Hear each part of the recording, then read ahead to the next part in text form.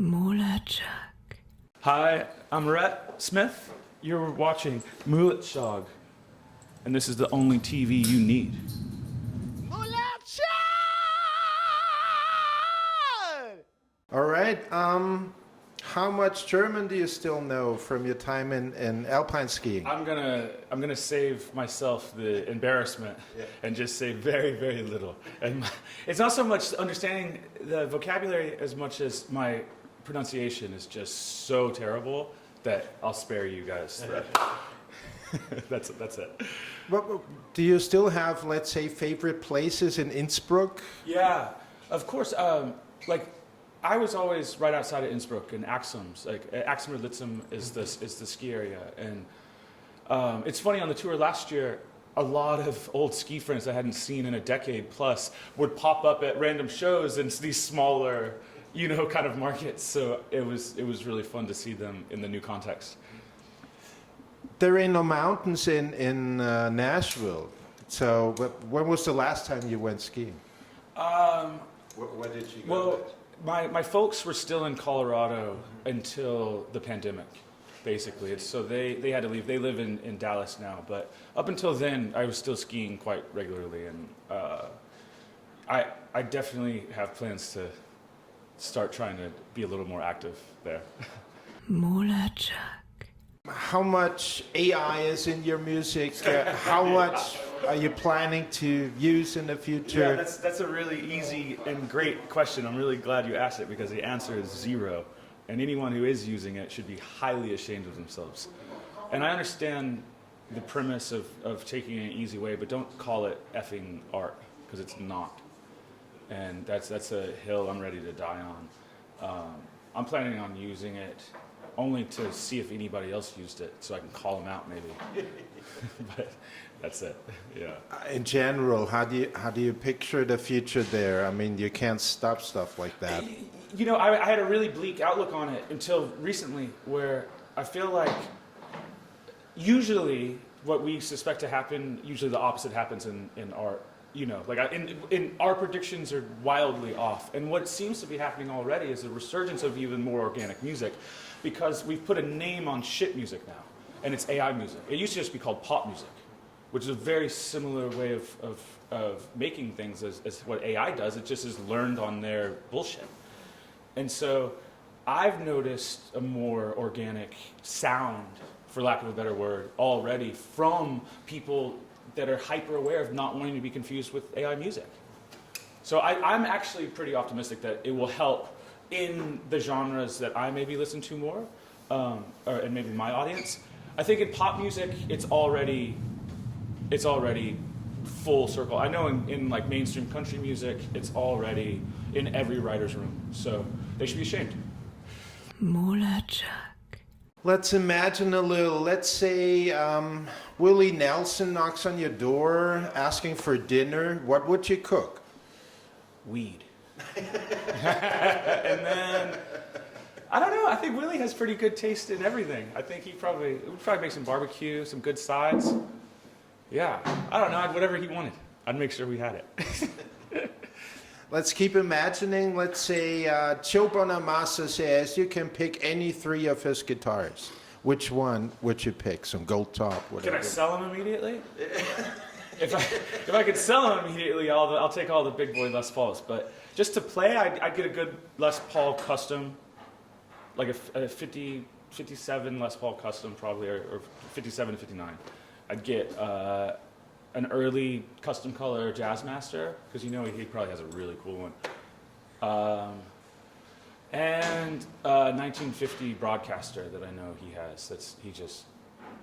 I don't really love that music, but man, he's so good, it's hard not to respect. Yeah. And he's cool. I think he does a lot for like younger guitar players. I just don't live in that world as much. But I like Joe, from what I gather. Oh yeah. How do you like his hard rock band? Oh, it's dope. Oh, with Glenn? Yeah. Yeah. Oh my God. Yeah. No, that's super sick. And that's the thing. Like, Hi, this is Glenn Hughes on MULATSCHAG, the only TV you need. Hi, this is Jason Bonham from Black Country Communion, and you're watching MULATSCHAG. It's the only TV show that you need. And hi, and I'm available for bar mitzvahs and parties, and I'm welcome. Hello, a little do the dance. Hello, hello, Michael Jackson. Hello, yeah, yeah, yeah. Going down the elevator.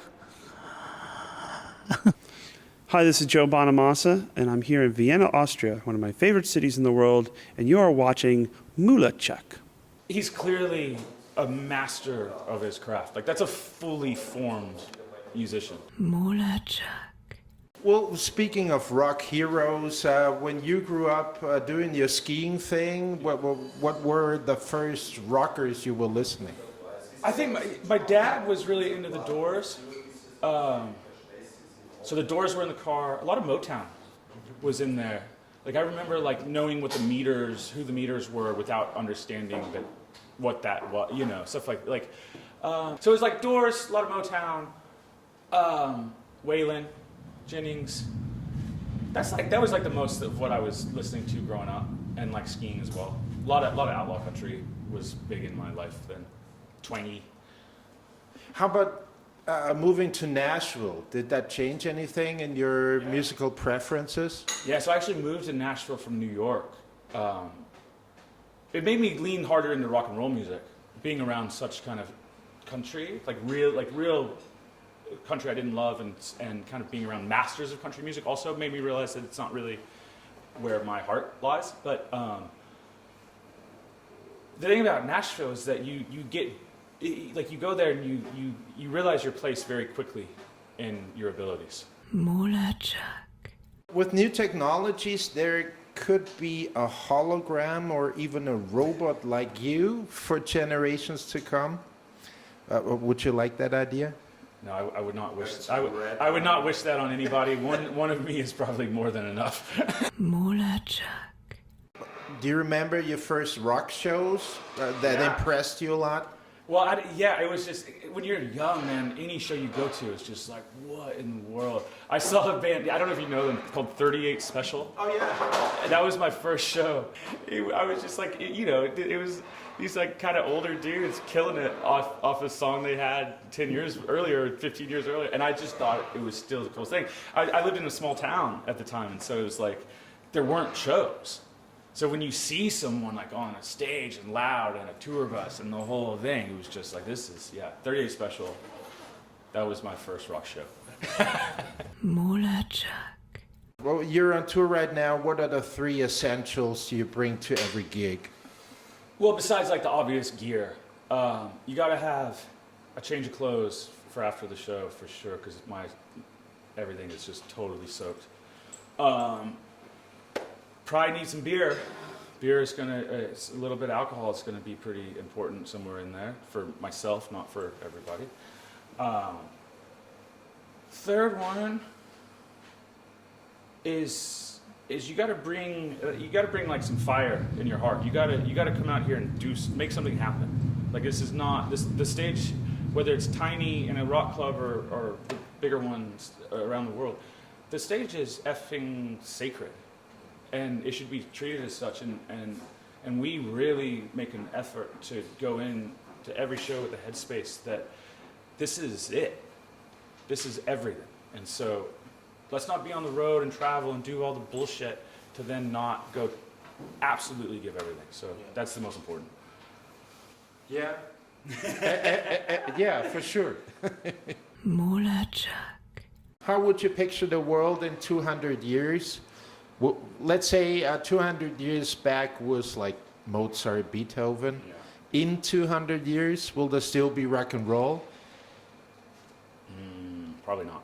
Yeah. No, probably not. All AI generated robots. Yeah, I certainly. Or holograms. Yeah, it's like, I feel like we're probably the last era that will be making music this way. There might be museums with, let's say, the last human rock musician. Yeah, exactly. Yeah, I feel like sometimes we're close already. Have Willie Nelson sit there or somebody. Oh, that's one thing we should say. Willie Nelson and Keith Richards will still be playing music. Yeah. For sure. So, and better than everybody else. Still. MULATSCHAG. Hi, I'm Rett Smith. You're watching MULATSCHAG. And this is the only TV you need.